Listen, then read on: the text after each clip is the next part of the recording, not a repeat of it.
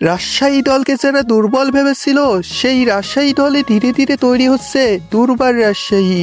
আজ খুলনা টাইগার্সের কাছ থেকে জয় ছিনিয়ে সবাইকে দেখিয়ে দিল আমাদেরকেও দুর্বল ভেবো না, আমরাও গজে উঠতে পারি।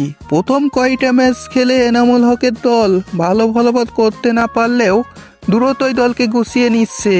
আজ খুলনা টাইগার্সকে হারিয়ে এনামুল হকের দল পয়েন্ট টেবিলের ভালো একটা অবস্থানে পৌঁছে গেছে। তো চলুন পয়েন্ট টেবিলে কারা কোথায় অবস্থান করছে দেখে নেওয়া যাক। পয়েন্ট টেবিলের একদম তলানিতে আছে সিলেট স্ট্রাইকার্স। এখন পর্যন্ত 3 ম্যাচ খেলে একটাতেও জয় পায়নি, 3 ম্যাচে 3টাই হার। তাদের পয়েন্ট এখন 0, নেট রান রেট -2.403। পয়েন্ট টেবিলে 6 নম্বরে অবস্থান করছে ঢাকা ক্যাপিটালস। এখন পর্যন্ত 5 ম্যাচ খেলে 5টাতেই হেরেছে, এখন পর্যন্ত জয়ের খাতা খুলতে পারেনি। তাদের পয়েন্টও 0 এবং নেট রান রেট -1.527। খুলনাকে হারিয়ে পয়েন্ট টেবিলের 5 নম্বরে উঠে এসেছে দুর্বার রাজশাহী। এখন পর্যন্ত 5 ম্যাচ খেলায় জয় পেয়েছে 2 ম্যাচে এবং হার 3 ম্যাচে। তাদের পয়েন্ট 4 এবং নেট রান রেট -0.321। রাজশাহীর কাছে হেরে পয়েন্ট টেবিলের 4 নম্বরে নেমে এসেছে খুলনা টাইগার্স।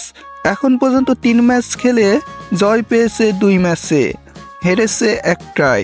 তাদের পয়েন্টও 4 এবং নেট রান রেট +0.783। পয়েন্ট টেবিলে 3 নম্বরে আছে চট্টগ্রাম কিংস।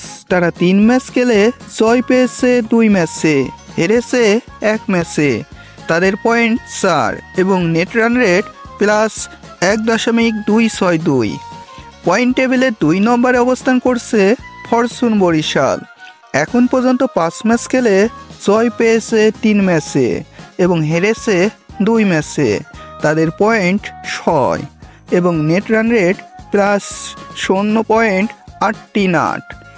পয়েন্ট টেবিলের 1 নম্বরে যথারীত অবস্থান করছে রংপুর রাইডার। তারা টানা 6 ম্যাচ খেলে 6টাতেই জয় ছিনিয়ে নিয়েছে এবং তাদের পয়েন্ট 12 এবং নেট রান রেট +1.732।